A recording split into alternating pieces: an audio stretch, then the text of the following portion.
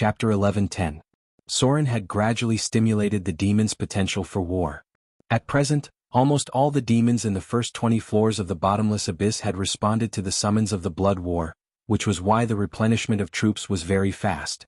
Moreover, according to the rules of the abyss, if a more powerful intermediate and high-tier demon gathered a group of low-tier demons to join the blood war, they would automatically obtain the identity of a small leader. Unless they were absorbed into another army, they would be grouped into a large group, and the low-tier demons they gathered would be the cannon fodder they could mobilize. This greatly increased the number of the demon army. Almost every high-tier demon would bring along a group of low-tier demons as cannon fodder, and these cannon fodder were constantly being born in every layer of the abyss. The abyss was simply too big. None of the planes in the multiverse were as large as the bottomless abyss. The Hell of Bator had 9 floors, Mountain Paradise had 7, and the other planes such as the Elysium, the Grey Waste, the Azura Field, the Wild, and so on were even more incomparable.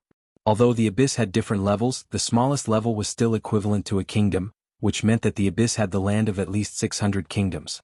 In the entire multiverse, the only place that was bigger than the abyss was the Chaos Sea. It was the source of the multiverse and also the key point of the void distortion. The first god started to create the world from here. The fierce demon counterattack broke out the next day after the dissolved Iron Lake was taken. With the help of the demons, a large number of demons were armed with materials from the dissolved Iron Lake in just one day. Demons were not very productive. Moreover, most demons were more suited for battle than creation. They did not know how to build, forge, or plant. Even if they had the molten Iron Lake, it was only a preliminary use. However, the demons could make up for this. They quickly made a batch of weapons and then built a huge steel factory. The next day, a 300,000-strong demon vanguard had taken down one of the demons' steel fortresses. The fortress was occupied by a 5,000-strong demon army, and it only lasted for an hour and a half before it was taken down. For the demons, this battle ended too quickly. The casualty count was much higher than Soren's battle yesterday. 5,000 devils and 60 to 80,000 demons had died. More than 3,000 mid-rank demons had died, and 12 high-rank demons had died. Most of them had died at the hands of the commander of the devil army, a powerful greater pit fiend. However, without Sauron's command, the results of this battle were already very good. This victory created a large number of intermediate demons, including more than 50 advanced demons, many of which were Balers. If a demon were to kill a pit fiend, there was a chance that it would quickly evolve into a Baler, which was the basic form of a Baler. Balers were a branch of the Balers, a fusion between a Baler and a Baler. The core force of the bottomless abyss was the Baler. They were the backbone of the higher demons, and they could evolve into the Baler form above level 25. This victory brought a large number of middle-ranked demons, and it also made the other demons realize that the power of the devils had been weakened. This was an excellent opportunity.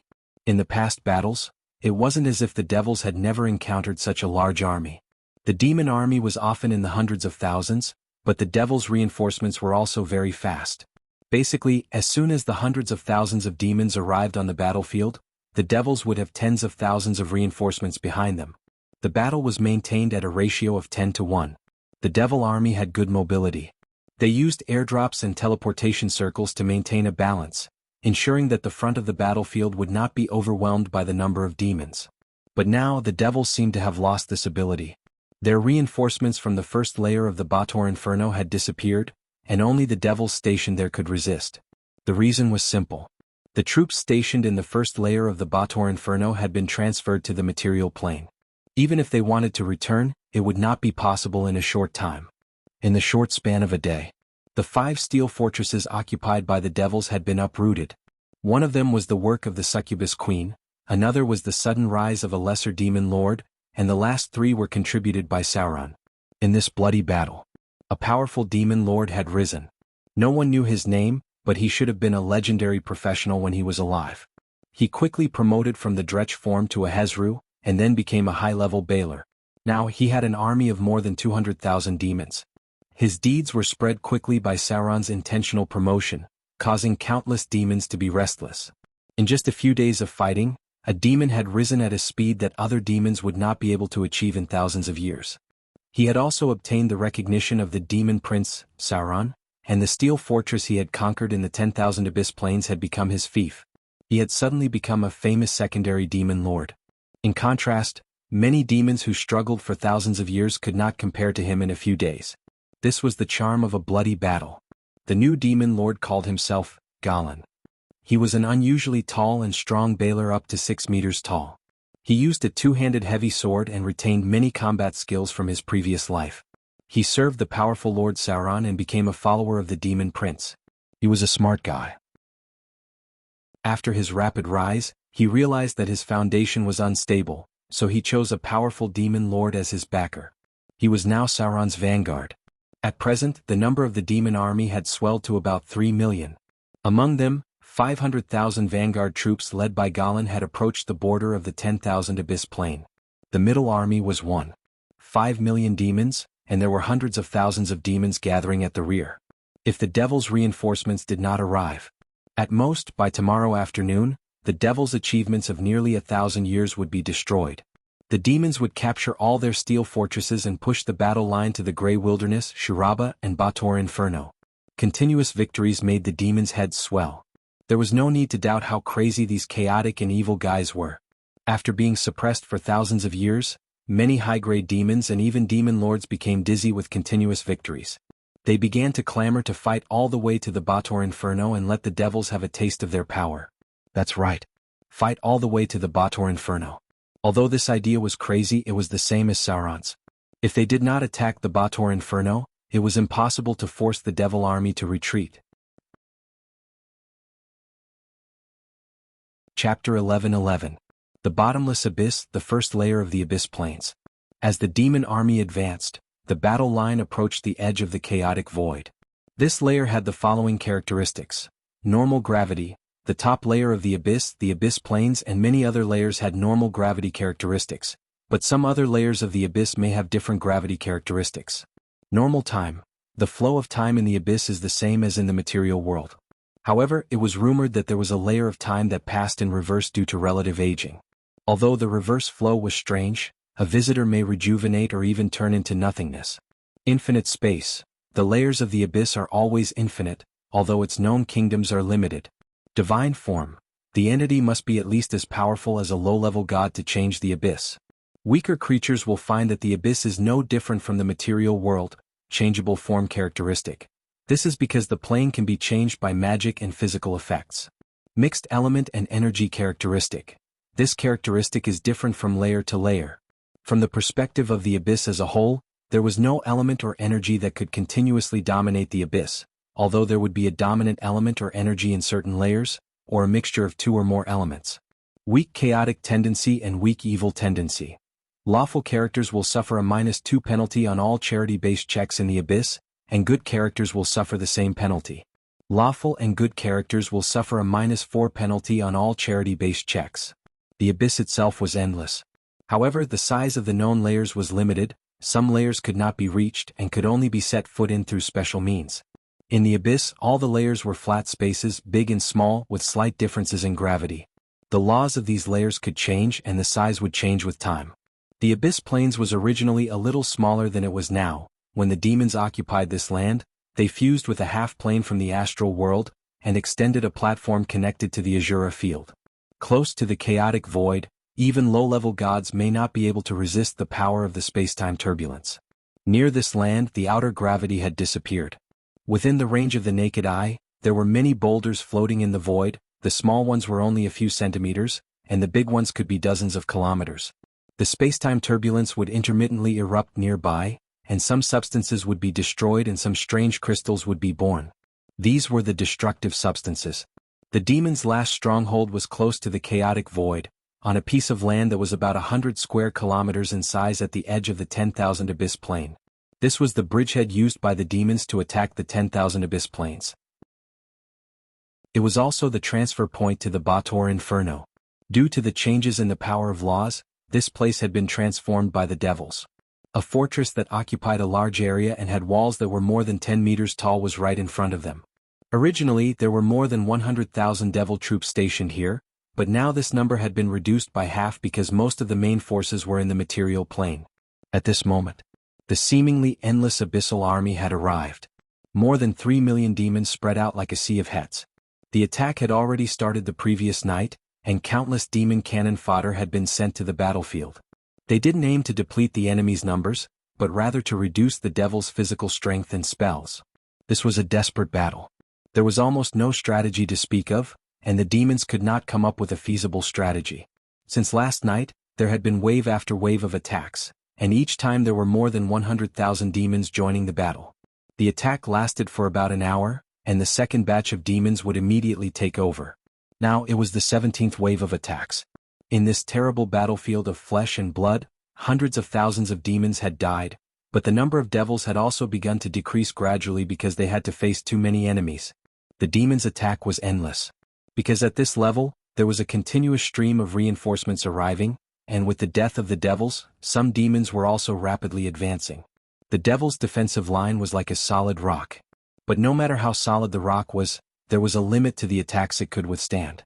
Now that there were cracks on this rock, and after the demons had paid hundreds of thousands of casualties, the defensive line of the fortress had become precarious.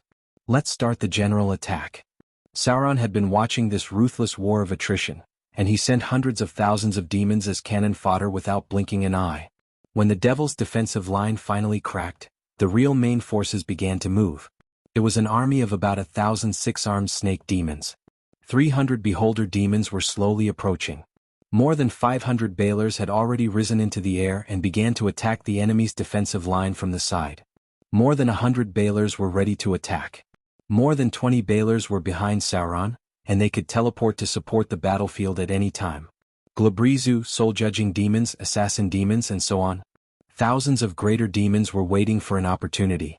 Under Sauron's leadership, they more or less knew to obey orders, or at least knew that they should only attack after receiving orders. The final battle had begun. Tens of thousands of middle-grade and high-grade demons were thrown into the battle.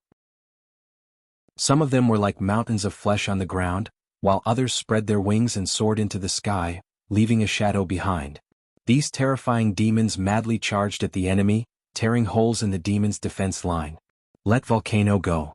With a high-pitched dragon roar, a strong abyssal demon dragon that had entered its old age appeared with 3 adult abyssal demon dragons. They submitted to Sauron's power and were forcibly summoned to the bloody battlefield.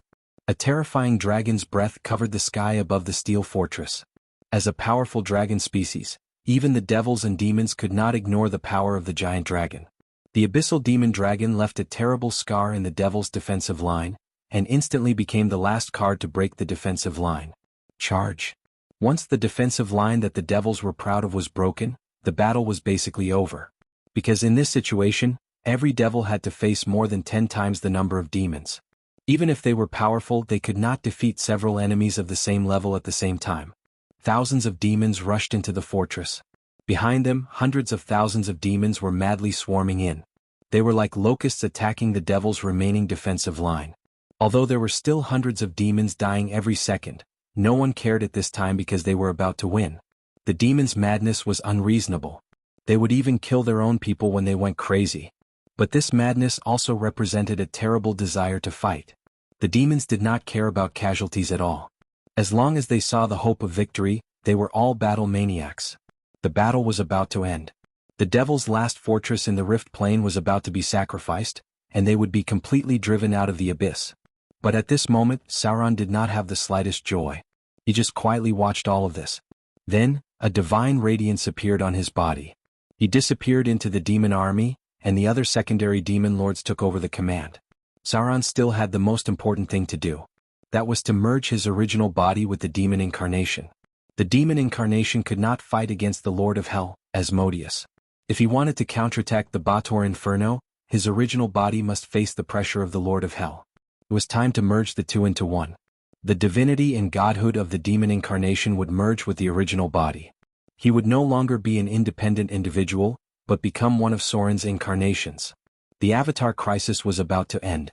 This turmoil had reduced the population of the material plane by nearly 80%, and now it was time to end this disaster.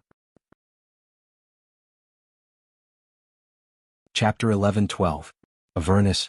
The first level of the Baator Inferno was a wasteland filled with scorched rocks.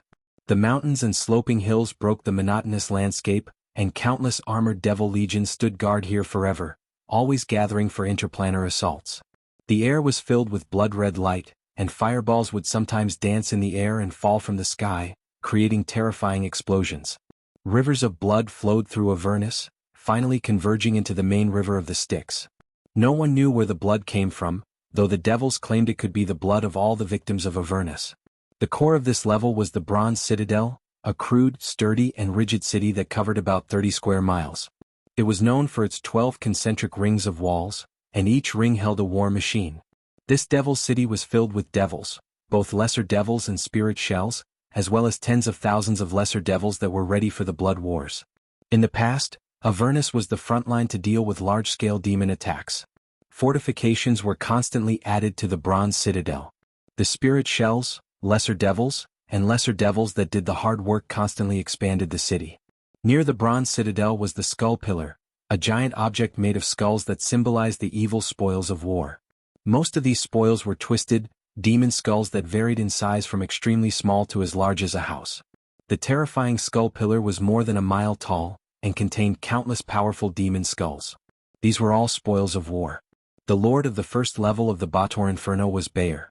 He was a legendary being who rose from the weakest of devils. At the heart of the Bronze Citadel stood Bayer, a powerful pit fiend that controlled Avernus. Other than being the first lord of the Bator Inferno, Bayer was also a general in the Blood Wars, though he wasn't one of the Dark Eight. Bayer had betrayed the former First Lord, Zariel, for his current position. According to his subordinates, Bayer was still imprisoning Zariel somewhere in the depths of the Bronze Citadel so that he could absorb her hellish power and slowly turn her into another soul shell to increase his own abilities. Although Barty had risen quickly, he had very little relationship with the other demon lords. It seemed that apart from Asmodeus, the other archdevils weren't very friendly to Barty. The first lord of the first level of the Bator Inferno was Tiamat, the five-headed dragon queen, the evil dragon god. But later on, Tiamat seized a half-plane and attached it to the gap between the lower planes. So from then on she had already left the Bator Inferno camp. Tiamat's ruler was Zariel, now the rising Barty Empire. Part of the dragon god's divine kingdom was connected to the Bator Inferno. There was an entrance to her divine kingdom here, but this dragon god had kept a low profile for the past thousands of years. Low-profile gods generally lived for a long time. Of course, it was also possible that she had unknowingly fallen asleep. The dragon gods were the rarest. Even if they were active, they would only stroll around the astral plane. They could sleep for hundreds of years at a time. Basically, not many gods went back to challenge the dragon gods. This was because there wasn't much of a conflict of interest. Moreover, even a weak dragon god could cross 2 levels to fight against other gods with intermediate divine powers. These dragon gods were simply too powerful in terms of basic abilities. Avernus wasn't peaceful today. Because when the first level of the abyss was recovered, the crazy demons were already preparing to counterattack the Bator Inferno. If it was in the past, this wouldn't be an easy task. Because there was the river Styx between the two planes, teleportation took time, which was enough time for the demons to react.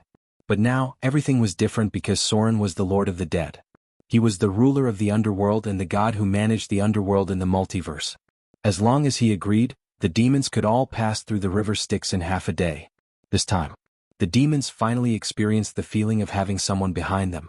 Not only did the ferryman of the river Styx not charge them an exorbitant fee, but he also quickly organized the Yugoloth demons to send hundreds of thousands of demons across the river Styx. The first level of the Bator Inferno, Avernus, instantly suffered a crazy counterattack from the demons. No one in the multiverse would doubt the bloodthirstiness and belligerence of the demons. When they felt that there was a great god behind them, the demons automatically activated the morale boost attribute and took over 3 defensive fortresses at the edge of the river Styx. Then they quickly built fortifications and built a stable platform to cross the plains. Avernus was a prosperous land. There were countless factories of the demons on this level, producing large amounts of steel and weapons. At the same time, there was a huge army stationed here. At this moment, at the edge of the river Styx, the demon goblin warlock was excitedly commanding the other demons and roaring, "Idiots! Be careful. Hurry up and move this over. Slow down. If you break it, I'll skin you alive. Move them all away. Send them all to the molten iron lake. Hurry up. Hurry up." The productivity of the demons was completely incomparable to that of the demons. Just by taking over the 3 defensive fortresses of Avernus, they had taken over 5 warehouses filled with thousands of equipment. At the same time, there were 2 factories built nearby. After the demons took them down, They immediately moved them back under the command of the goblin warlock. This was the front line. Although the counterattack had reached the Bator Inferno, no one knew what the outcome of the battle would be. The demons just wanted to take revenge. Therefore these factories had to be moved back. The devil's cunning allowed them to hoard a large amount of wealth. Their combat resources were also one of the best in the multiverse. After the demons obtained these materials, they quickly armed more than 100,000 people and then pushed their army all the way to the vicinity of the Bronze Fortress. Here the demons suffered their first heavy blow from the demons. After paying more than 100,000 casualties, not only did they not take over the Bronze Fortress, but they were also pushed back dozens of miles and lost a group of middle-grade and high-grade demons. At this time, the demons realized that the demons were still such a powerful enemy. The main force had not arrived yet, so the demons' vanguard could only defend and wait for reinforcements to arrive.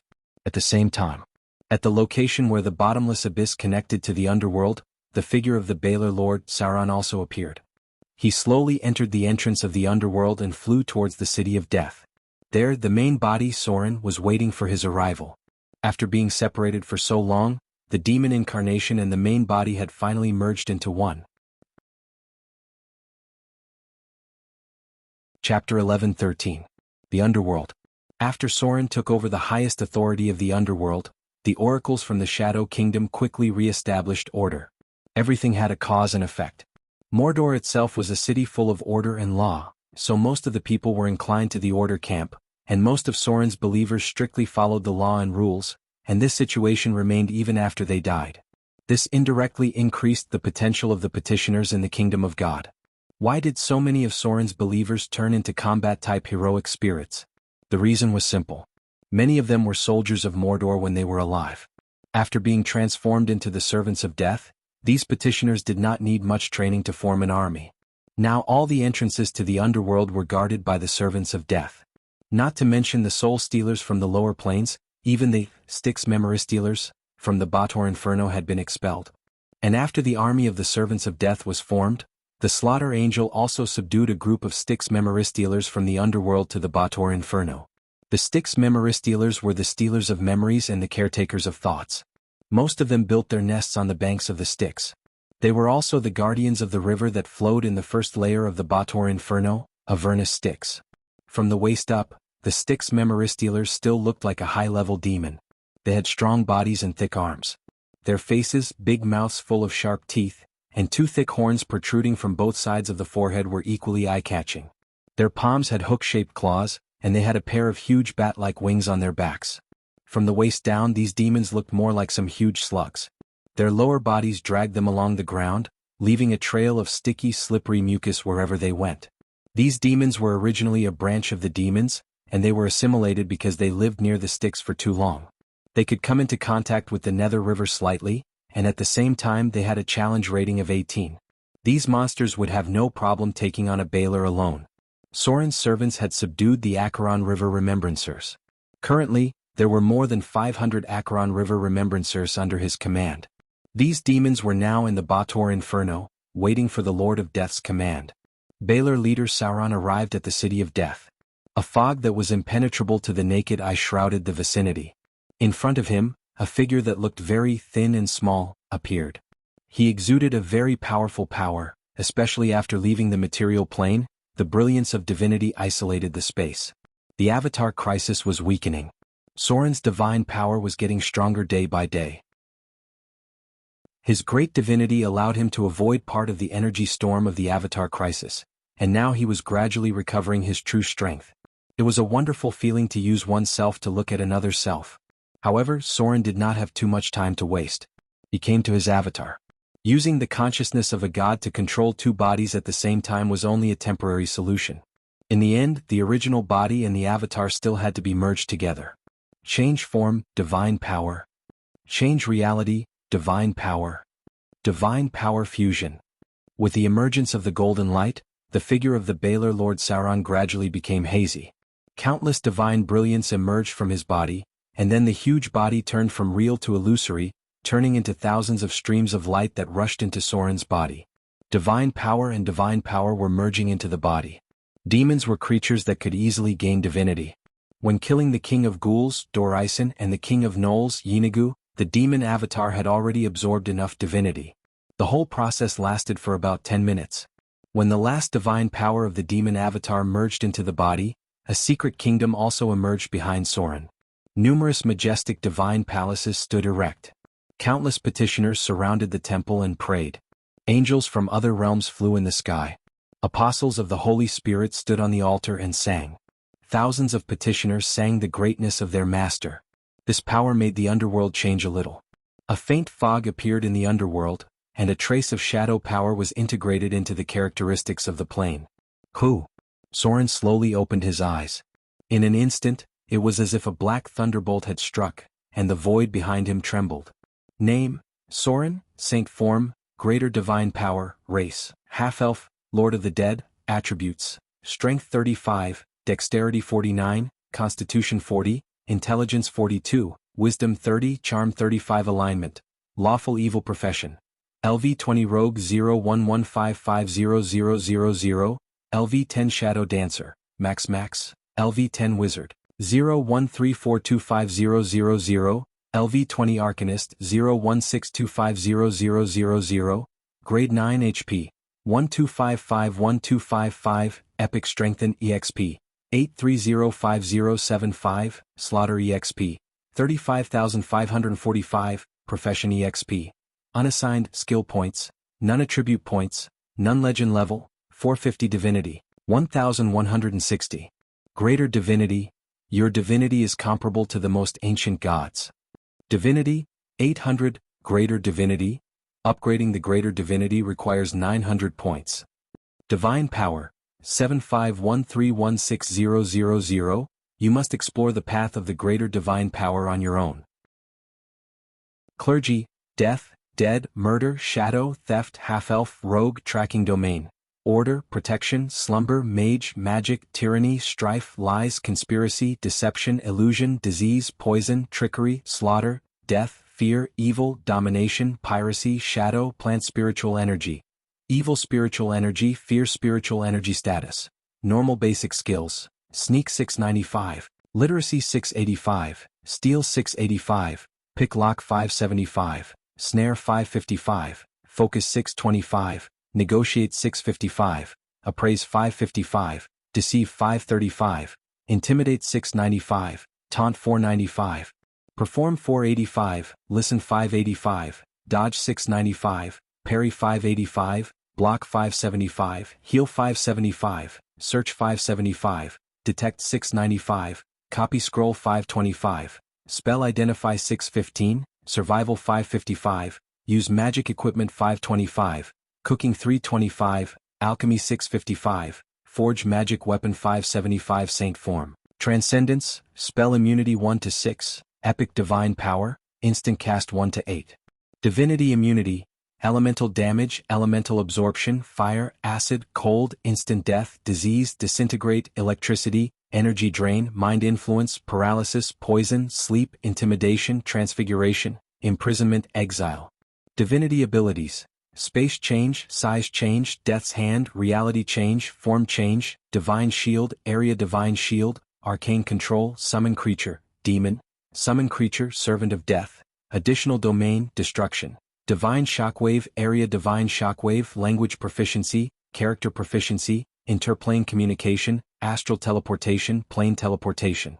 Avatar: destructive strike, create magic item, create high magic item, divine power acceleration, divine power creation, divine power spell specialization, divine power spell resistance, divine power spell penetration, automatic arcane casting, absolute strike.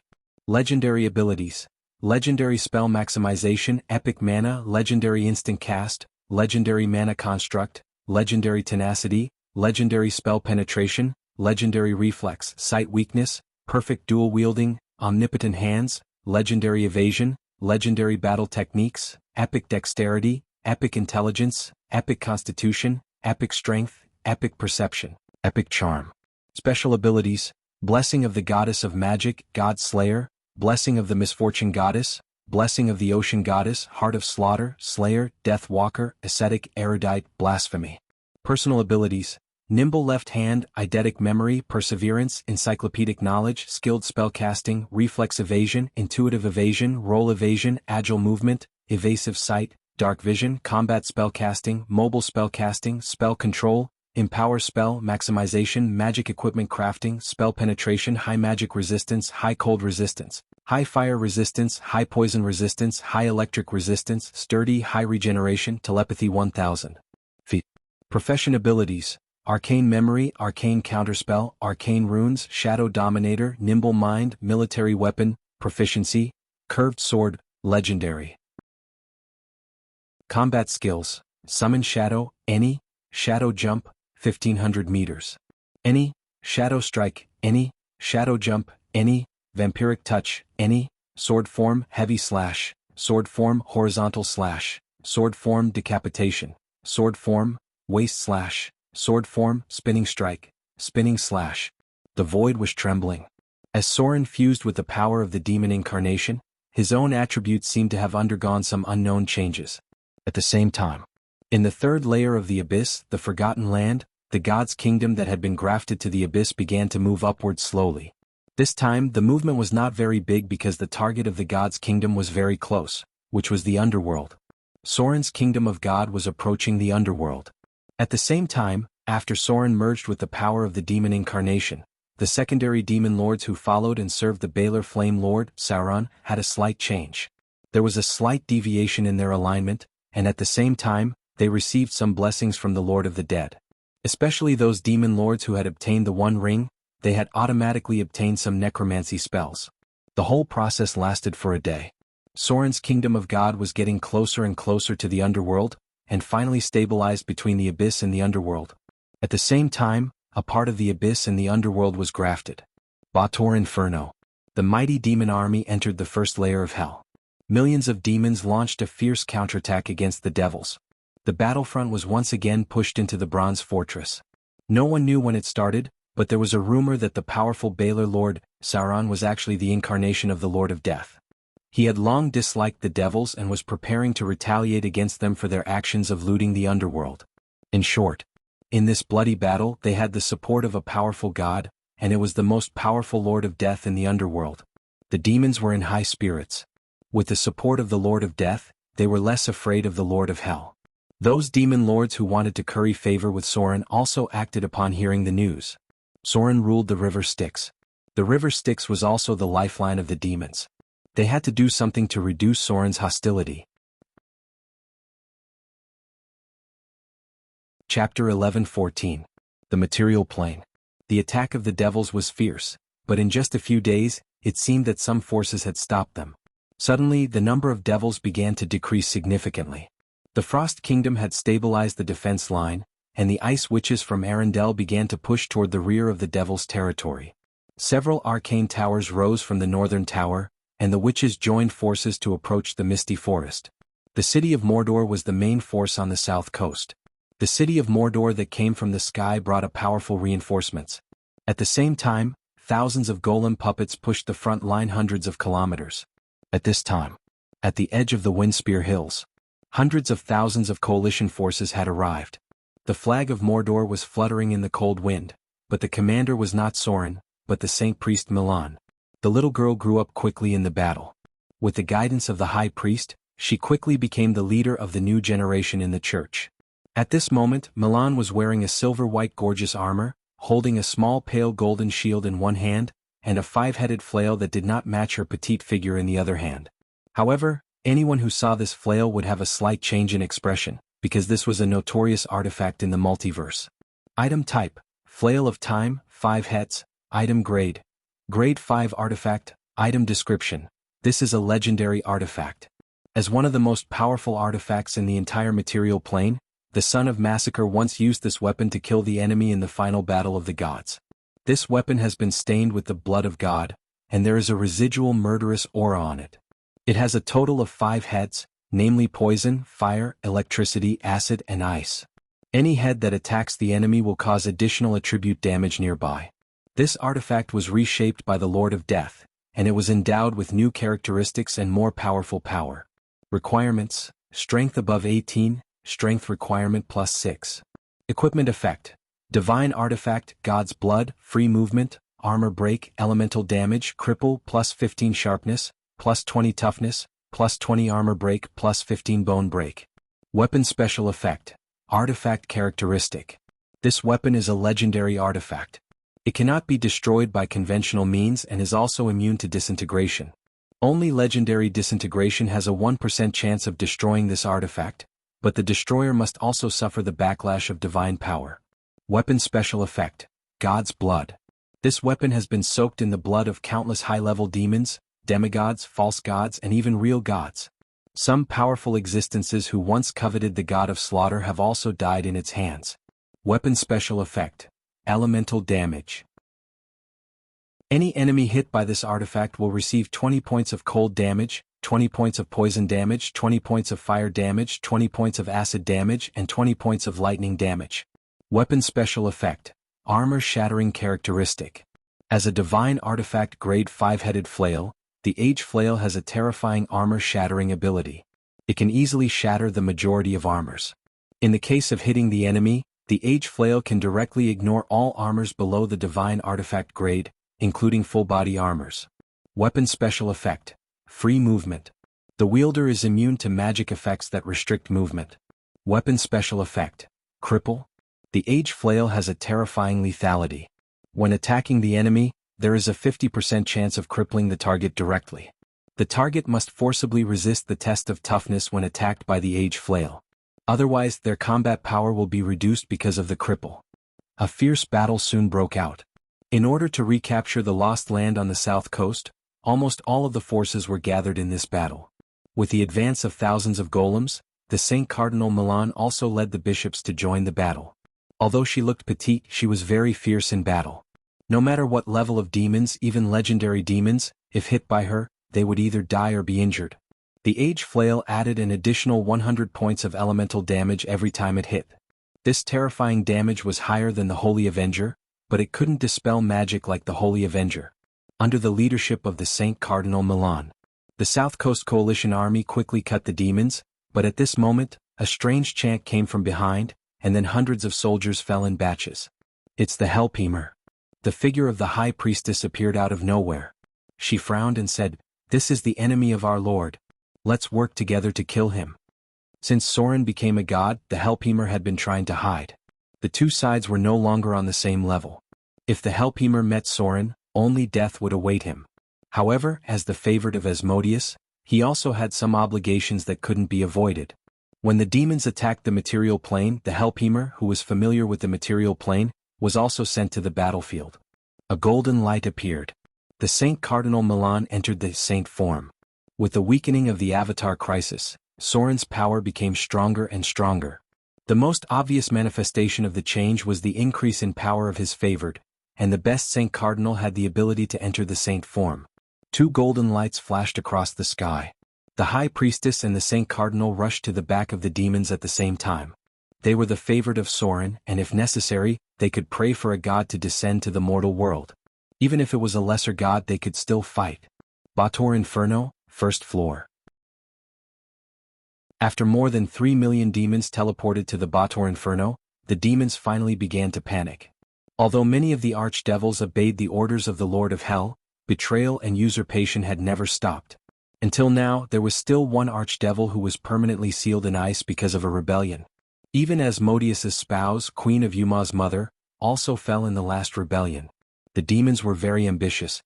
They were afraid of Asmodeus, but they also coveted his position.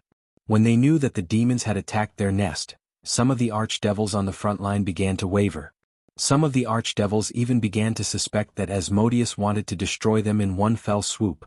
How did Queen of Yuma become the Queen of Hell?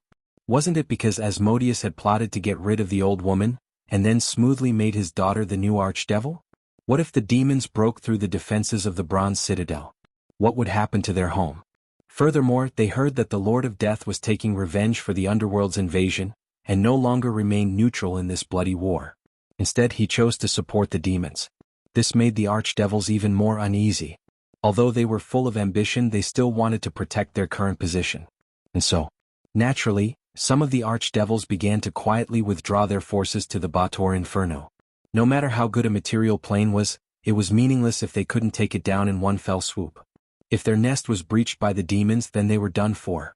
How did the demons rise? Even now, there were still some ancient natives in the depths of the Bator Inferno, but they could never regain their past glory. The stars in the night sky became brighter and brighter. The power of the gods was recovering, and one by one, the apostles began to appear before the eyes of the people. The demons' attack was firmly blocked near the misty forest, and the demons' army had already reached the bronze citadel. There wasn't much time left for the demons. Even Asmodeus, the Lord of Hell, had to face a choice at this moment. Should he let the Blood War army return to defend the Bator Inferno, or should he face the Church of the Gods in the material plane head-on? If he won, he would be the biggest winner in the multiverse. But if he lost, the Bator Inferno would face an unprecedented catastrophe, and even the other archdevils might unite to resist him again. Chapter 11:15. Bator Inferno, First Floor. No one knew when the fog had shrouded this floor, but the attack of the demons had begun 2 days ago and had not stopped until now. Outside the bronze fortress, the demon corpses had piled up into a mountain. Hundreds of thousands of demons used their corpses to fill up the fortifications. The devils urgently dispatched reinforcements from the rear, but they were still powerless in the face of more than 3 million demons that were constantly increasing. Only the blood army that was fighting in the material plane could stop them. However, with the weakening of the Avatar crisis, the gods led by the God of Light seemed to be aware of what Soren had done in the dark. The angels summoned from the Holy Light Gate frantically stalled the main forces of the devils, and at the same time, the reinforcements from the Skypiercer clan had arrived in the material plane. Now, the devils who were attacked from both sides were under great pressure. Attack. Let the six-armed snake demons attack again. More than 10 secondary demon lords commanded the attack from 8 directions. Although they had paid a huge price, the enemies in the bronze fortress were getting fewer and fewer. There was no technique to speak of in the whole battle. A low-level devil was exchanged with 10 low-level devils, and a high-level devil was exchanged with 10 high-level devils. Even if there were more than 10 Baylor corpses hanging on the top of the bronze fortress, the demons' attack did not stop at all. They madly attacked tirelessly as if no death could stop them. The reinforcements that had arrived at the Bator Inferno were already the third batch. In the small land of the bronze fortress, nearly 1 million demons had died. However, the devils' resistance was getting weaker and weaker. They always had a huge disadvantage when facing the demons, and that was the number of demons always exceeded the number of devils by many times. Rumble. A dull loud noise was heard. After 3 days of continuous attacks by the demons, a part of the wall of the bronze fortress finally collapsed. The wall that was completely made of steel could no longer withstand the demons' attacks, and a huge crack appeared in the whole line of defense. Thousands of middle-level and high-level demons were excited, and even the secondary demon lords rushed up excitedly. As long as there was a crack in the devil's line of defense, the demons' opportunity would come. The 6-armed snake demons waved their long swords and rushed forward. The Baylor laughed wildly and soared into the sky. The assassin demon's figure disappeared into the darkness. The Soul Judgment demon coldly led his army forward. This crack was quickly widened by the demons, and then a fierce street fight broke out. The entire battle lasted until night. After the demons suffered several times the number of casualties, they finally conquered the final palace and captured the bronze fortress that belonged to the Bardi Empire. Deafening cheers rang out. Even the crazy demons couldn't help but roar into the sky. For nearly 1,000 years, they had been suppressed by the demons in the Rift Plane. Now, not only did they counterattack to the Bator Inferno, but they also took down the strategic bronze fortress. Topple the Skull Pillar. Topple the Skull Pillar. Topple the Skull Pillar. The roar of a demon could be heard. Then this voice quickly spread in all directions and countless demons began to roar in response. It was a tower of bones 2 miles high, containing countless demon skulls. This was the devil's trophy, and also the demon's pillar of shame. Right now, they could finally wash away their shame and topple this pillar of skull. Hundreds of thousands of demons gathered and they came to the skull pillar. Under the command of the 3 secondary demon lords, they began to destroy this ancient tower of bones. Since the outbreak of the Bloody War, this skull pillar had already existed, and now the demons could finally destroy it. The material plane. In just 1 day the Devil Legion had retreated hundreds of kilometers, and many places had been completely abandoned. They had harvested a large number of souls. Although the war had only broken out for a short time, The demons' harvest was huge because the material plane had always been the most densely populated world. The Blood War Legion was retreating quickly. It seemed that the Lord of Hell had chosen the former between retreating to the Bator Inferno and fighting the gods in the material plane. The demons had won a great victory. They didn't care whether they had taken down the material plane or not. They only cared about how much they had gained from this operation. There was no doubt. The demons had become the biggest winners in the Avatar crisis. They had first ransacked the underworld and then the material plane. As for the ambition of the Lord of Hell, Asmodeus, no matter if it was the lower demons or the other archdevils, they didn't think that it was a wise choice to fight the gods directly. Although the demons might become the master of the multiverse if they won, the price of losing was also very terrible. The archdevils didn't think that there was much chance of winning. The gods were just afraid of death. If the Lord of Hell was in danger, even if it was possible for them to fall, the gods would personally step in. Countless demons returned with a full load. No world had as many intelligent creatures as the material plane, and no plane had as many souls as the material plane. They only wanted to return to the Bator Inferno with their spoils of war, and then drive those abominable demons back to the abyss. Portals opened one after another. The main force from the bloody war in the abyss began to teleport to the Bator Inferno. Although they had been fighting in the material plane for so long, their losses were still very small. Just the low and mid-level cannon fodder was enough for the mortals in the material plane to deal with for a long time. If the God of Light hadn't summoned the Skypiercer clan, these bloody war legions could have really taken down the material plane. The underworld. Just as the demon army began to return to the Bator Inferno after ransacking the material plane to fight against the demon army, Soren also came to the deepest part of the underworld. He went to visit the ancient god of death, Nero. No one knew what the old and new gods of death talked about. They only knew that before Soren left, he went into the depths of the Netherworld Sea, and then the entire Netherworld Sea formed a huge whirlpool. The death god system was the oldest and the most powerful god system. Since the birth of life, the death god system had never been weaker than other god systems. For a long time. Although the soul stealers had always existed, it was the first time that they had blatantly ransacked the underworld. No matter who it was, no matter how strong the enemy was, they all had to pay the price. Otherwise the death god system would become a joke. This was what Soren had to do. As the new Lord of Death, he had to protect the dignity of the death god system, and he had to make the demons pay a heavy price. The blood war to save the world was completed.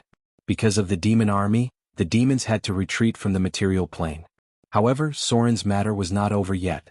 He still had a very serious score to settle with the demons.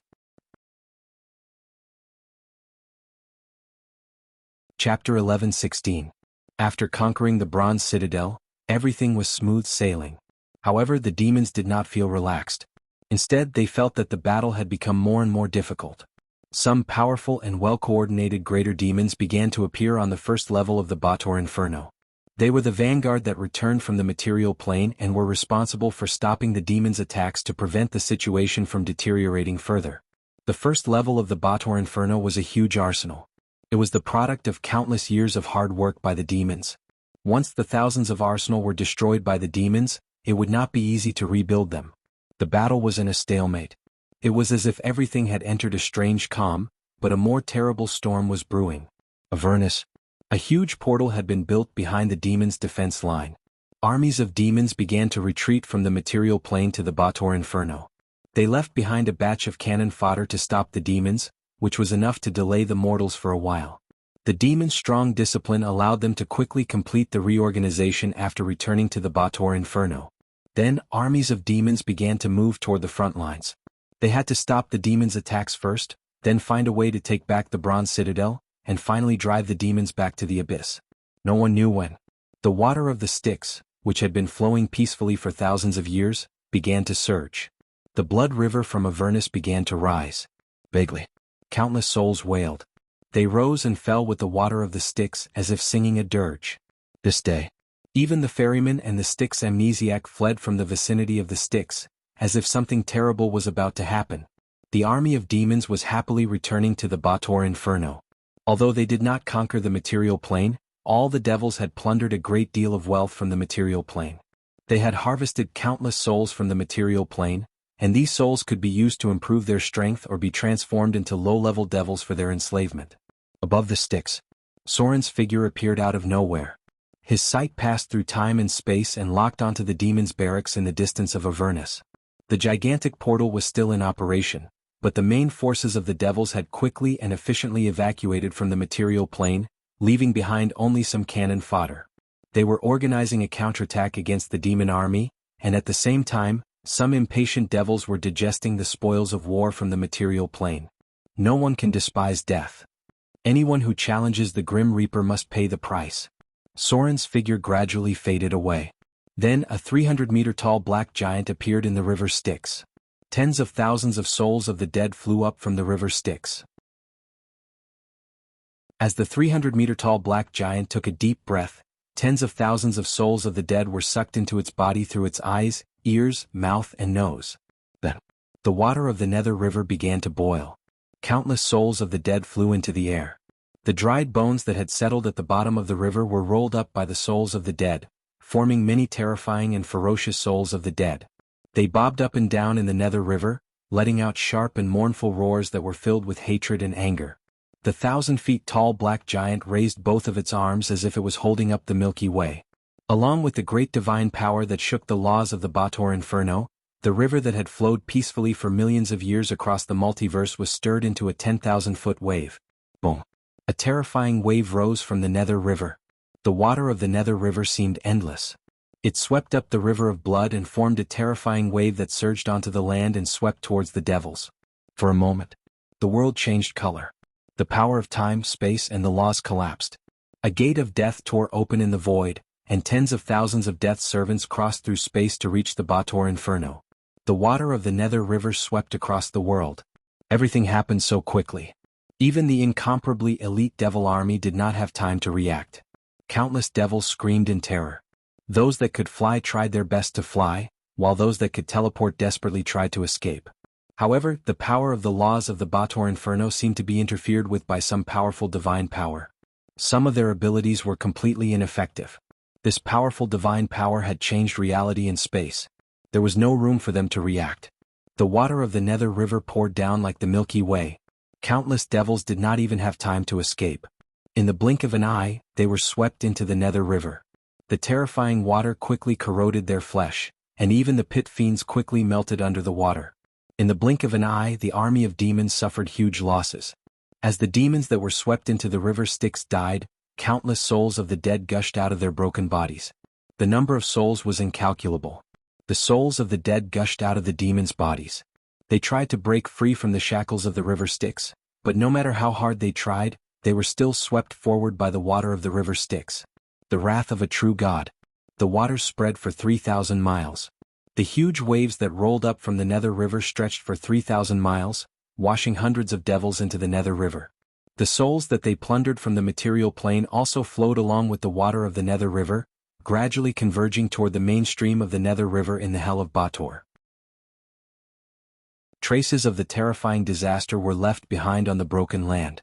Everything had happened too quickly. There were even many devil corpses that had not been completely corroded, leaving behind countless wreckage on the ground that was riddled with holes. No! An earth-shattering roar rang out, followed by the appearance of a blood-red figure with dark skin and hair. It had a pair of dark red horns on its head, and it was wearing a gorgeous blood-red robe and holding a ruby scepter. In an instant, the entire Bator Inferno shook, and countless demons and devils felt uneasy.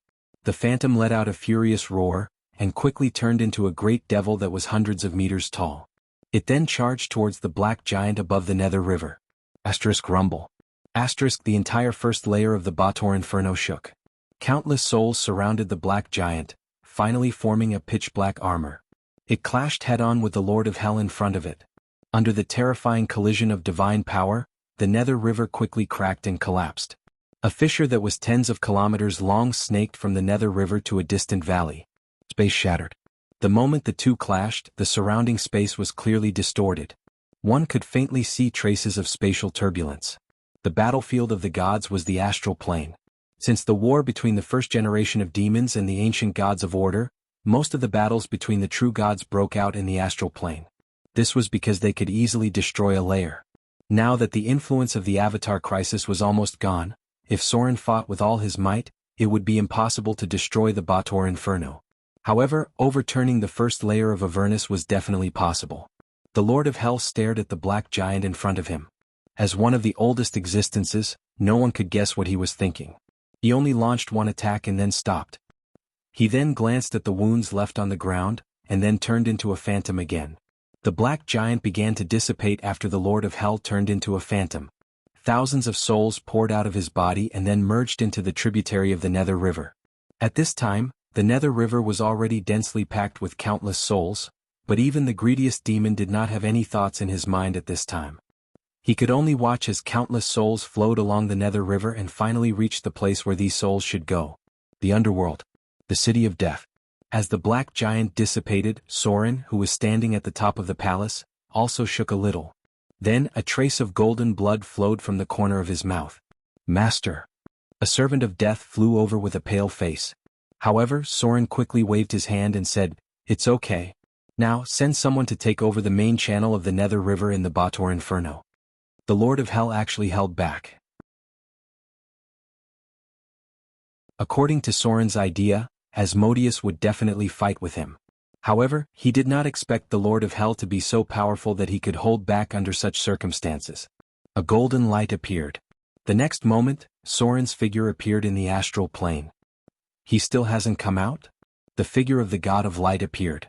He seemed to be a little disappointed but also seemed to have expected it. He murmured, "It seems that our plan has been seen through by him." Soren did not speak. After a long time he said, "After all, that is the Lord of Hell, Asmodeus. Even if he didn't guess that we would join forces, he would suspect that my appearance in the Bator Inferno was a conspiracy against him. What a pity. If he could lead Asmodeus to the astral plane, it would not be impossible for him and the God of Light to join forces to kill this super boss in the multiverse. This was the only time that he and the God of Light could join forces. This was the arrangement of fate and history. If it were not for all that happened in the Avatar crisis, neither he nor the God of Light would join forces to deal with another person. However, it was a pity that the Lord of Hell saw through all of this. He held back. He watched Soren roll up the water of the Nether River and slaughter countless demons. After the souls that they had plundered were swept back into the Nether River, he still held back the urge to attack. This kind of cooperation could only happen once. Once the Avatar crisis was over, Soren and the God of Light would be the two sides of light and darkness. It was absolutely impossible for them to join forces to deal with the Lord of Hell again. In the endless void. The disappointment on the God of Light's face did not last long. He turned to look at the source of chaos and said slowly, "Everything is coming to an end." Yes. Soren also whispered, "It is finally coming to an end." The power of the gods was recovering. The stars in the night sky were getting brighter and brighter. The energy storm that caused the Avatar crisis was disappearing. It would not be long before the gods returned to their god's kingdom. At that time all the battles would stop temporarily. Because everyone needed some time to face the world that was full of holes after the Avatar crisis.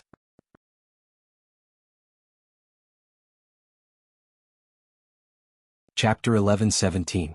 The devils were finally driven back to hell. However, after experiencing this unprecedented calamity, the material plane was also scarred. The survivors dragged their tired bodies back to their homes that had been turned into ruins. Even the temples that served the gods were now less than 30%.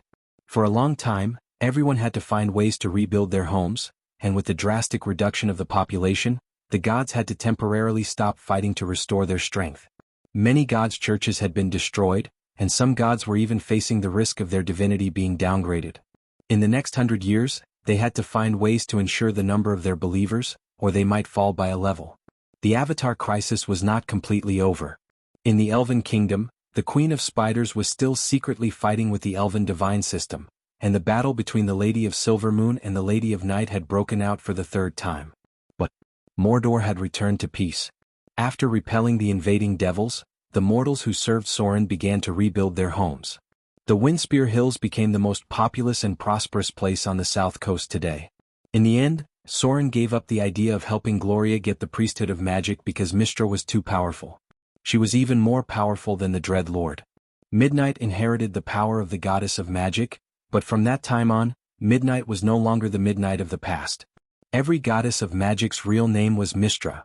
This continuity represented a kind of personality overlap. Soren was not sure whether Gloria defeated Mystra or the goddess of magic was resurrected in her. Gloria's growth time was still too short. She hadn't even fully mastered the priesthood of prophecy, let alone the priesthood of magic. Gloria was just a native after all, and couldn't integrate divine power as easily as Soren.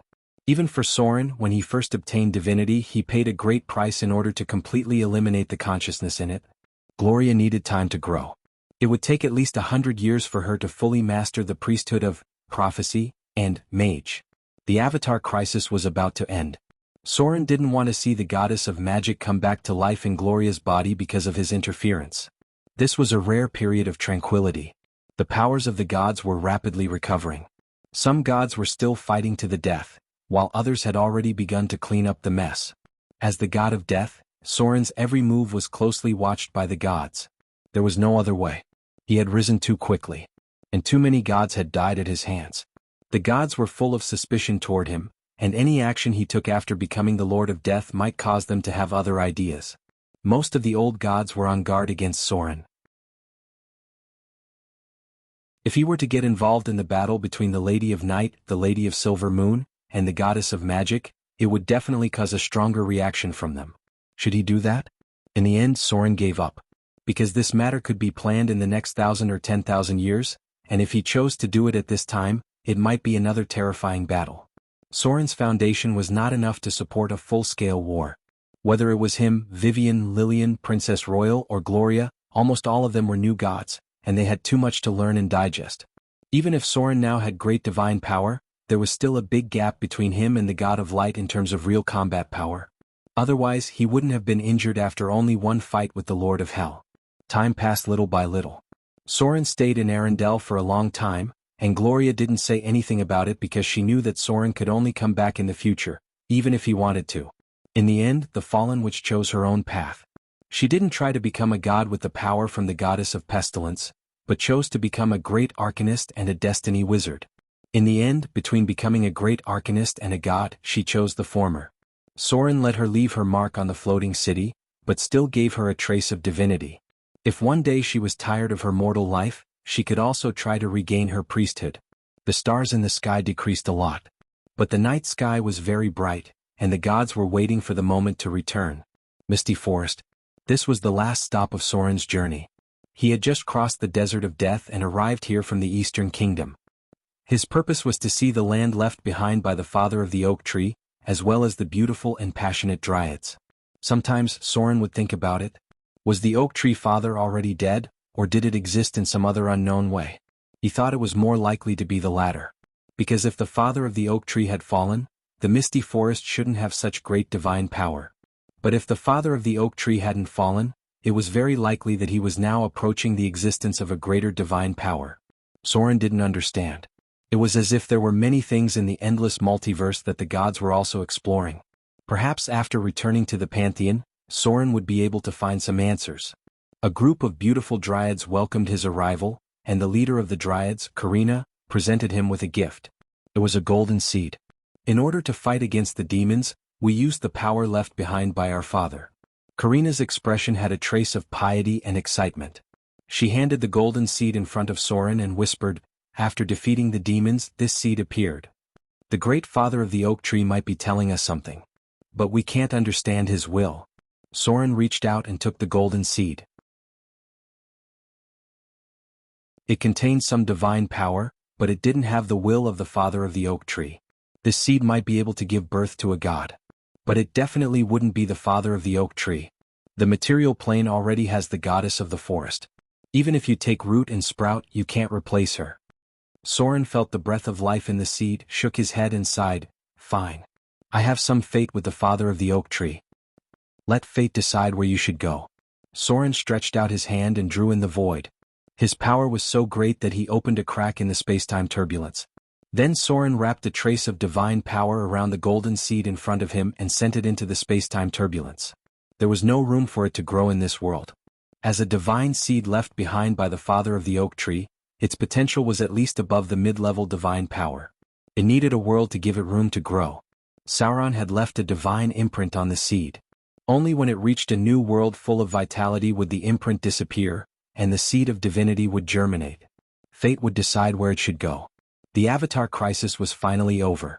With the disappearance of the last energy storm, the power of the gods completely returned, and at the same time, the material plane also had a strong repulsive force against them. A dazzling golden light rose from the earth.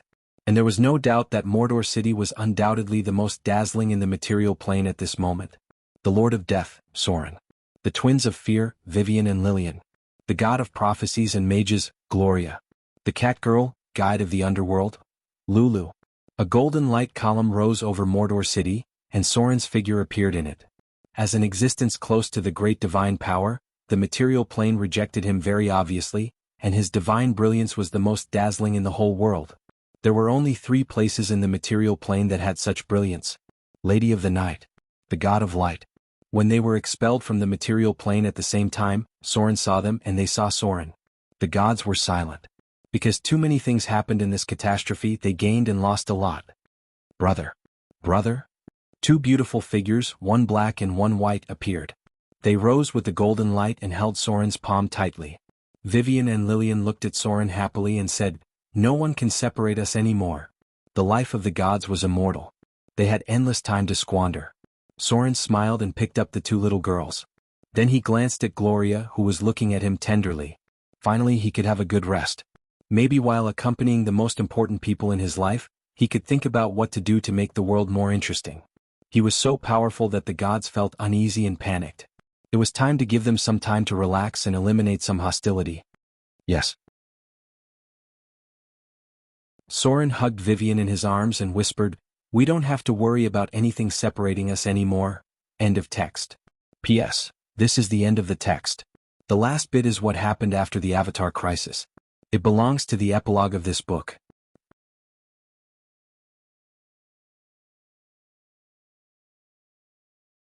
Chapter 11:18.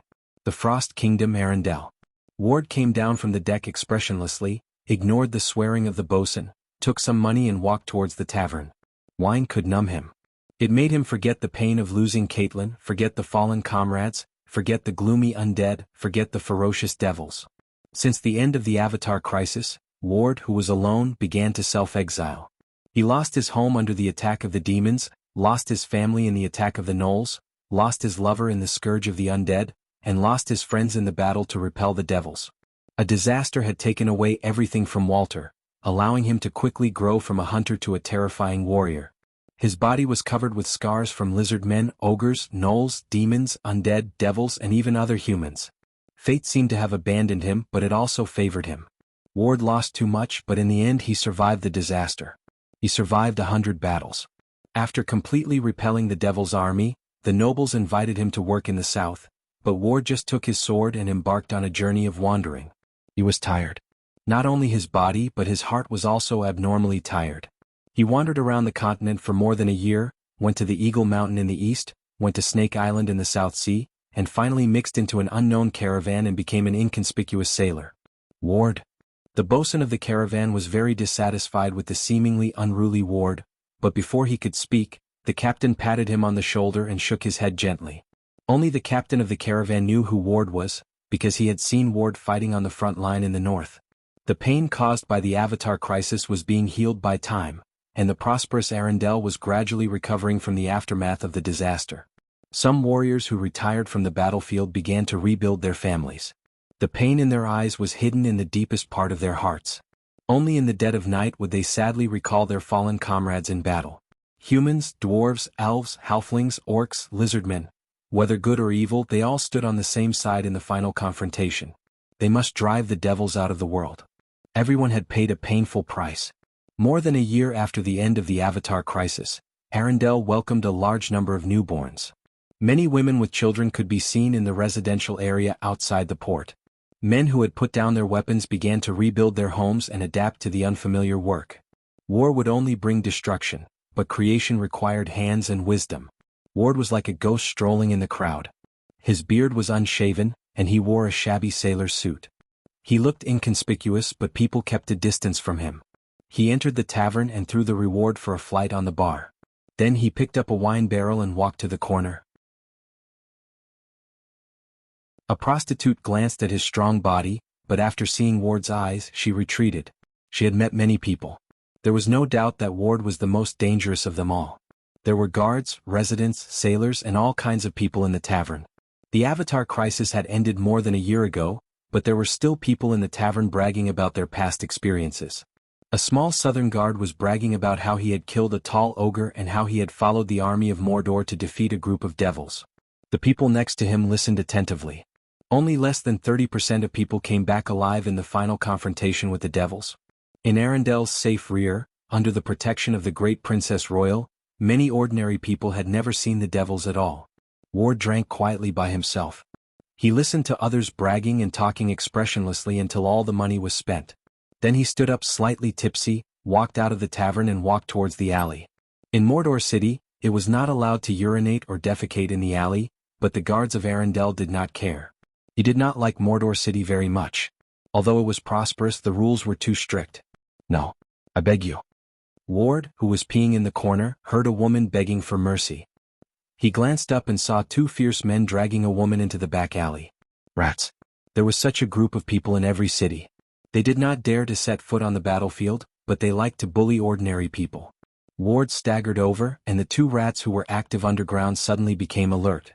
They took out daggers from their waists and said fiercely, "Go away, drunkard. This is not something you can control." Hearing the rats' words, Ward could not help but smile. A cold light flashed. In the woman's exclamation, Ward twisted her arm, then lifted her with one hand and threw her directly to the rat next to him. "Get out of here." Ward glanced coldly at the woman next to him. She was moderately beautiful, a little plump, not tall, about 20 years old, with a little freckle on her face. The woman timidly glanced at Ward, who reeked of alcohol.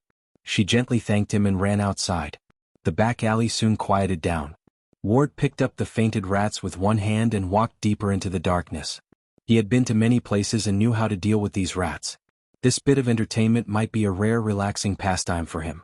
The peaceful life that his countless comrades had exchanged for with their lives should not be destroyed by these insignificant trash. The night passed. The next day, Ward lay lazily on the goods by the dock, basking in the sun. He had run out of money. The sailor's pay was not much, and it was only enough for 2 days at most. The warm sea breeze blew, and Ward narrowed his eyes to recall the past until a shadow was reflected in front of him. There was a person, a woman, standing beside him and looking at him. The woman from yesterday. She was wearing a shabby linen dress and holding a small child in her hand, about 5 or 6 years old. The woman's expression was a little uneasy, but the child poked his head out to look at him, not afraid of strangers at all. "What's the matter?" Ward opened his eyes and looked at her. The woman looked uneasy and said, "Thank you so much for yesterday. Don't you have a place to live? If you don't mind, you can stay at my house for a few days. You can move out when you find a job." Her eyes were clear and there was only pure gratitude. Ward looked at the woman. Obviously she thought of him as a down-and-out sailor. Many sailors would sleep on the streets when they spent all their money and couldn't find a job. He just didn't like the smell in the cabin. Ward was about to shake his head and refuse, but soon his eyes narrowed. He saw a figure poking his head out in the crowd. Rat. He couldn't help but glance at the woman in front of him. Her clothes were shabby, she didn't have any jewelry, and she had a child. She didn't look like a rich person. Such a woman shouldn't attract rats except for a little beauty, but there were many more beautiful women around the tavern. Why were these rats chasing after her? Soon Ward nodded. The caravan would stay here for 3 days to sell goods. Maybe he could also have some fun. The woman's house wasn't big, but it was clean and tidy. The furniture was old, but it was wiped clean. There was needlework inside. This was a diligent woman. The location of the house was very special. Although it was close to the edge of the dock, there was a lot of construction going on next to it. Ward understood the reason at a glance. Arendelle was expanding, and this place would soon be expropriated and demolished. This could get a lot of money from the city hall and a new place to live. This money was enough to move many rats. This city was learning from Mordor City, but it was clear that there were not as pure laws as Mordor City. The rats wanted a piece of the pie, and there might be the support of the nobles behind them. Where's the child's father? Ward looked at the old house. It was already a bit old. Dead. The woman's expression was gloomy, but then she raised her head stubbornly and said, "He died on the battlefield in the south. He was a hero. Not a coward who ran away." There was obviously a story. Not everyone had the courage to fight against the devil. Ward had seen many deserters and even executed some himself. Ward didn't answer. He just found a clean place to lie down and bask in the sun. "You must be hungry." After saying that, the woman's expression became gloomy again. Her eyes were red. Although she stubbornly said that her husband was a hero, the news sent back by the army was that her husband was a deserter. Perhaps she already believed it in her heart, but she had to insist in front of the child. She couldn't tell the child that his father was a coward. The woman quietly wiped the corner of her eyes and said softly, "I'll go make something for you to eat." Ward didn't answer, nor did he look down on her. He knew how much courage it took to face the devil on the battlefield. He also felt fear, but in the end he defeated it and chopped off the head of the pit fiend with his own hands. His comrades were all dead. He was the only one who survived. The conversation just now made Ward recall those familiar faces. There were many heroes who shone like stars in the Avatar crisis. Ward wasn't one of them, but they also fought on the front lines. Countless comrades were buried on the battlefield. The disaster was over, but the pain left behind was still buried in the depths of these survivors. "Do you know martial arts?" The little boy next to him looked at him as if he wanted to reach out and touch his sword. Such a big child wasn't afraid of strangers at all. He was a brave little fellow. Ward took the sword and tossed it over, nodding, "Be careful. Don't hurt yourself." The little fellow curiously grabbed the sword hilt, but his face was red and he couldn't pick it up. Ward couldn't help but laugh. The little boy looked up and said, "Can you teach me martial arts?" Ward lowered his head and looked at him. "Why?" The little boy looked at Ward seriously and clenched his fist.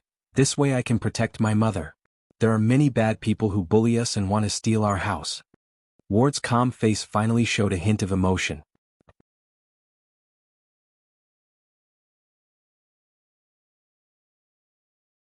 Chapter 11:19. Learning martial arts is very difficult. Ward patted the little boy's head. The little guy raised his head and said seriously, "I'm not afraid of hardships. Can you teach me?" Ward took back his sword and stood up. "Maybe when you grow up." About 10 minutes later, the woman came out of the kitchen with a large bowl of fish soup and black bread. Because it was close to the sea, the residents of Arendelle had a good life. At least they could satisfy the needs of the appropriate amount of meat. There was some vegetable stew in the pot. The woman first served Ward a bowl of fish soup and then a bowl of vegetable porridge for the little boy. Then she said a little uneasily, "Sorry for the inhospitality. This is all we have at home." Ward took a sip of the fish soup and smiled. "It tastes good." The woman couldn't help but smile. She broke off a piece of black bread and soaked it in the bowl to soften it. The little boy sitting next to her looked at Ward from time to time and then at his mother. The three of them didn't speak. The woman was a little uneasy. Ward thought of his past. When he was still a hunter, his life was almost the same as now. Suddenly his ears twitched. He couldn't help but frown and stand up. "You guys stay here and don't go out." He got up and strode out of the house. The woman seemed to have guessed something and looked a little terrified. Ward went out and grabbed a wretched man from the corner. He closed the door and slammed the man against the wall. Not far away, a few fierce-looking men quickly approached. Cough, cough. The wretched man who was slammed against the wall had a sinister expression. A trace of blood flowed from the corner of his mouth. He gritted his teeth and said, "Who are you? How dare you meddle in our sea shark gang's business? Haven't you heard of our boss, the blood shark? I advise you not to meddle in other people's business. Be careful not to be thrown into the sea to feed the sharks." Ward looked like a down-and-out sailor. The man believed that he had heard of the blood shark. But he was disappointed. To Ward, a mouse was a mouse. No matter how impressive a nickname was, it couldn't change the fact that they were a mouse that couldn't be exposed to the light. 3 to 5 fierce men were approaching. They were hiding weapons like daggers on their bodies. The people living in the slums had a keen intuition for danger. When they saw that a fight was about to break out, they immediately hid. These rats abducted and sold people, forced women into prostitution, and did all kinds of evil. None of the poor people wanted to have anything to do with them. At this time they were afraid that they could not hide fast enough. Ward's brows furrowed. He casually tossed aside the man in his hand and walked over. The cold light of a dagger appeared, and 3 to 5 fierce men surrounded him. A woman's cry of surprise could be heard. Crack. But in the next moment, the crisp sound of bones breaking rang out. The man's arm that was holding the dagger was strangely twisted, and he let out a shrill scream.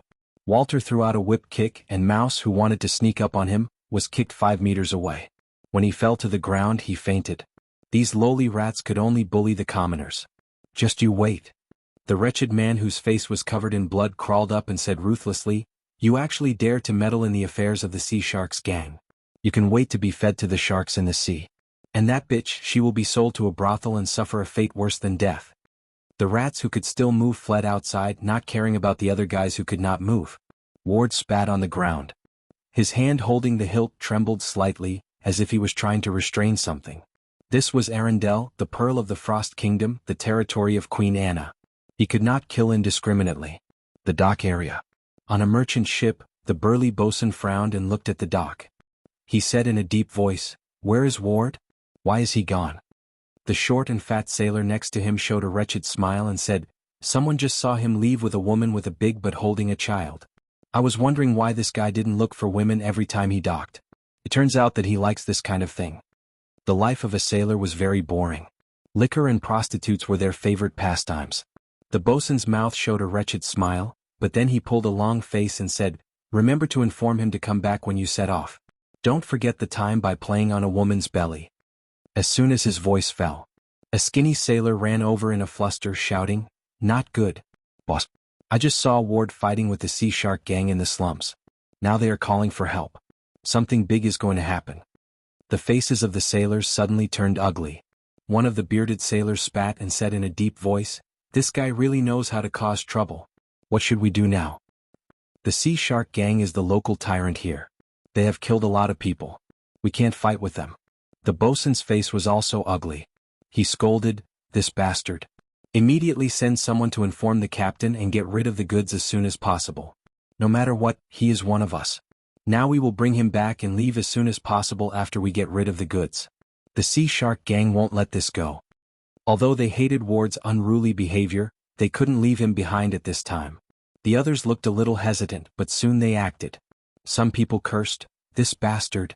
I have to run away after playing for 2 days.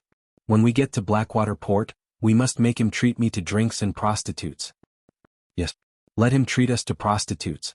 Let's catch him and beat him up first. Then let him treat us to prostitutes. Tell him not to go, just watch from the side." A wave of obscenities. But even though they were cursing, many of the sailors quickly picked up their weapons. Their caravan was on the route from the north coast to the east.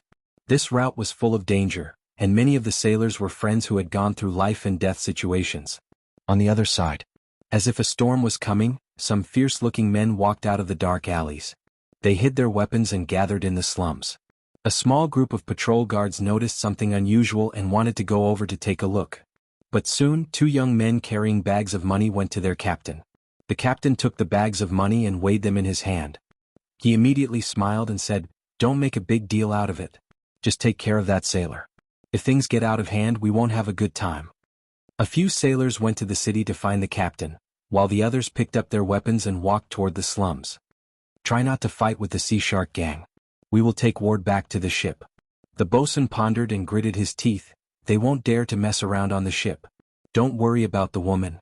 Let the Sea Shark gang deal with her." He wanted to save Ward, but he had to be responsible for the lives of his men. At this time he could only sacrifice the poor woman. If they completely offended these local tyrants, there would be endless trouble. In the future there would be all kinds of rats in Arendelle looking for trouble. The rats with weapons walked out of the dark corners one by one. Soon hundreds of people gathered. The slums were in chaos. Many people were so scared that they hid in their rooms and closed their doors and windows tightly. They were not in a hurry to take action. Instead, they surrounded the woman's house until a fierce man with scars from his forehead to his neck arrived. "You're the one who went against the Sea Shark gang?" Blood Shark Vic, a northerner and a wanted criminal. After washing his name, he joined the nobles and became the leader of the rats. He was cruel and fierce. The woman appeared out of nowhere and stood behind Ward. She looked scared and her body trembled, but she did not hide in the house. "I'm sorry." She trembled behind Ward. "I've implicated you. You should go. Don't worry about us." Ward smiled. He did not move. He just held his trembling hand on the hilt of his sword. "Very brave." Shueisha smiled ferociously. From the beginning, he had been observing Ward in front of him. After seeing his trembling hands, Shueisha was sure that Ward's heart wasn't as calm as his face. He was so scared that even his hands were trembling. He was just pretending to be calm. Blood Shark showed a mocking smile and looked around. Although the doors and windows were closed, many people were peeping. This was a good opportunity to show his power and make it convenient for him to take over this land in the future. The two people I sent to catch this woman yesterday, were you the one who did it? Blood Shark looked at Ward with fierce eyes. Where are they? Ward said expressionlessly, dead. Blood Shark's face suddenly became gloomy. He said ferociously, you're looking for death. The veins on Ward's arm bulged. Although there was still no change on his face, the uncontrollable bloodthirsty excitement had enveloped his heart. He had not been so thirsty for blood and killing for a long time. The emotions that had been suppressed for a long time by relying on strong alcohol were boiling. This made his body tremble. Blood Shark was very satisfied with Ward's performance, because his words made the seemingly tough sailor in front of him tremble in fear. He enjoyed the feeling now and was ready to surrender without fighting. But at this time, a mouse ran to him and whispered a few words. He immediately narrowed his eyes and said in a deep voice, take them down. A group of sailors was approaching. Obviously it was for the guy in front of him. He could not let these sailors take the man away, so he had to catch him first. 7 or 8 fierce thugs with weapons approached with a grin. Ward's trembling body made them think that the other side was scared. It was too easy to deal with such a frightened enemy. If it were not for the boss wanting to show his power, there would be no need to call so many people over. A cold light appeared. The thug on the side couldn't help but pull out his dagger and rush forward. Ward, who had been trembling all this time, suddenly stopped. His eyes were bloodshot. He stepped sideways and crashed into the enemy's body. Then he grabbed the enemy's wrist and twisted his body to swing the dagger. In an instant, blood spurted out. The enemy behind him covered his throat and fell down. Everything happened in the blink of an eye. When the first enemy died, Ward seemed to have put down some kind of shackle. His expression was calm and terrifying. He pulled out his long sword with a clang.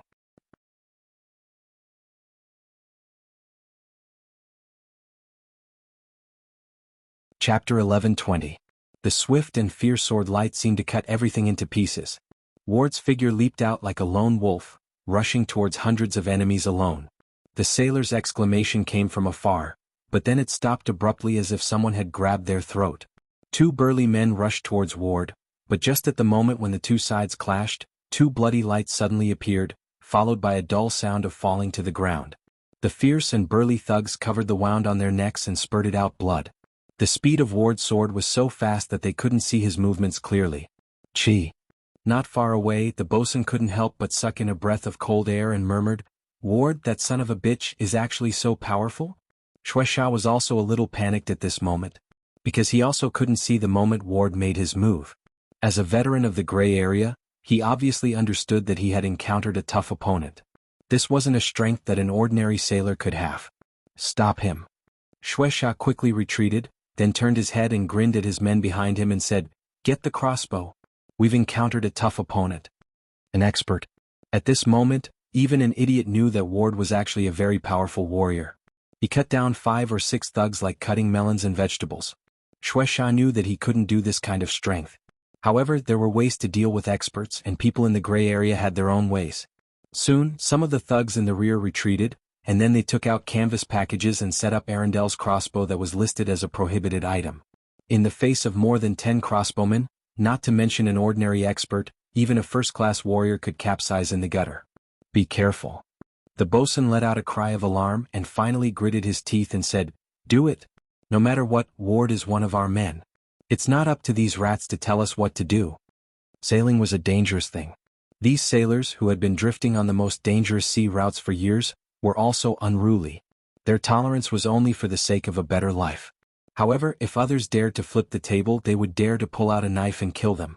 Basically, the docks in every city were controlled by rats, and the sailors of the merchant caravans would more or less be exploited by these local tyrants. It wasn't because the sailors couldn't beat them, but more because the strong dragon couldn't suppress the local tyrants, so they could only tolerate some of their actions. However, if the rats' actions were too much, these valiant sailors wouldn't be afraid to face them head-on.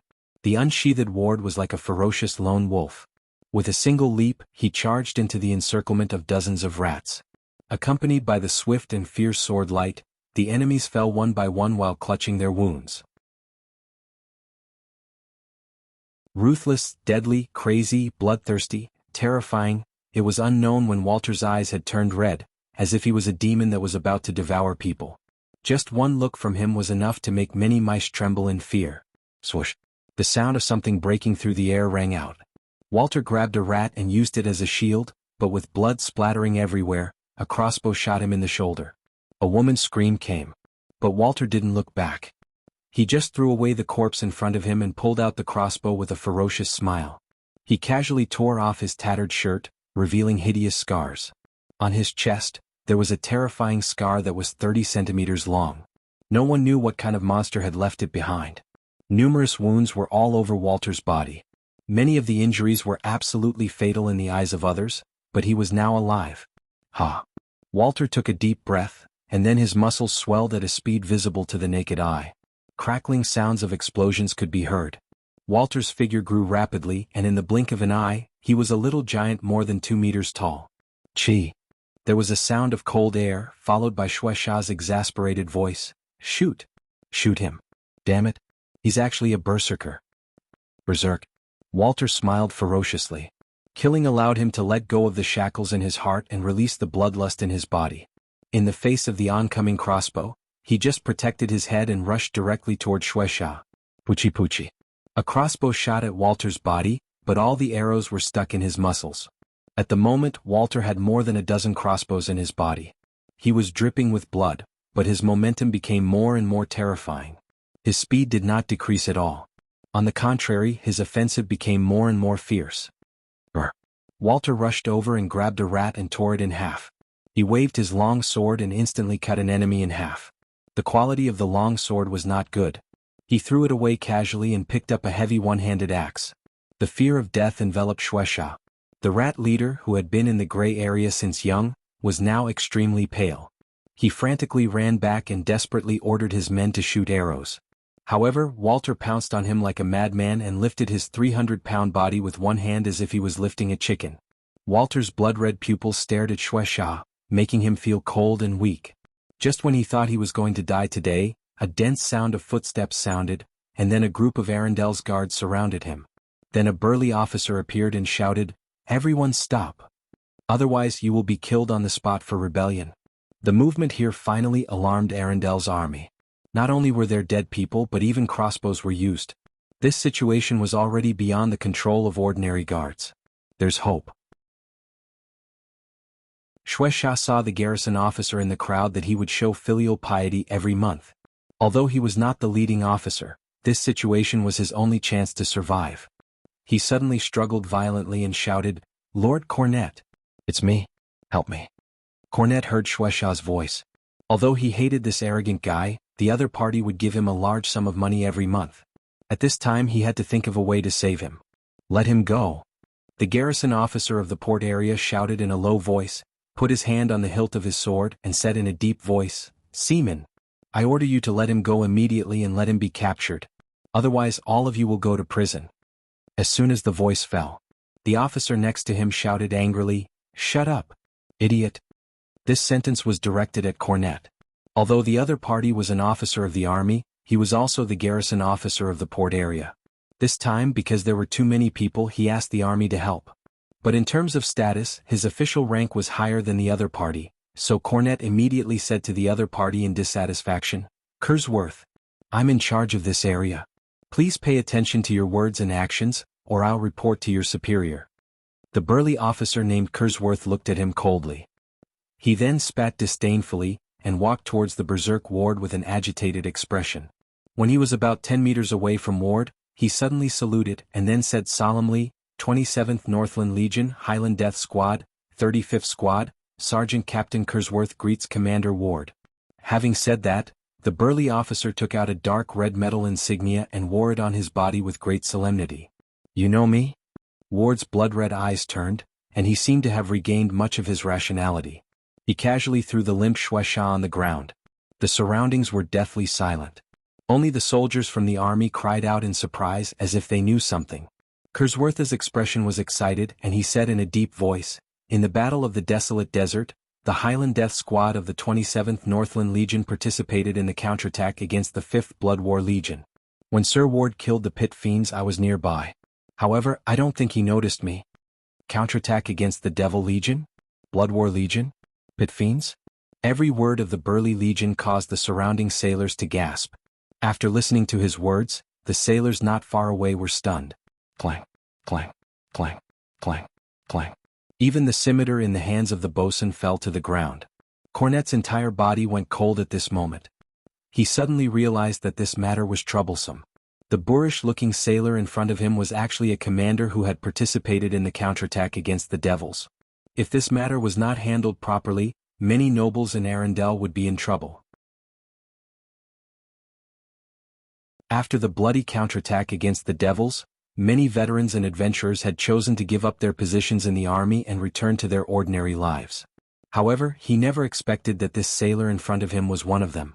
A commander who had participated in the counterattack against the devils and killed a pit fiend. Such an honor was enough to be received by the Queen of Arendelle as a lord of a city. He had actually run off to become a dejected sailor. Was this guy crazy? Cornet's eyes turned, and then he said in exasperation, "Men, hurry up and capture all these damned rats. I want to hang these bastards with my own hands. They actually dared to attack the hero who repelled the devils and protected the world."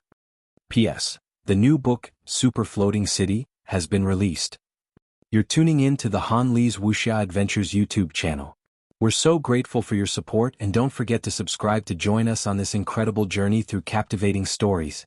Your generosity through donations truly makes a world of difference, as it's the primary source of revenue that allows me to expand and enhance this channel for you. Thank you from the bottom of my heart for being a part of this adventure.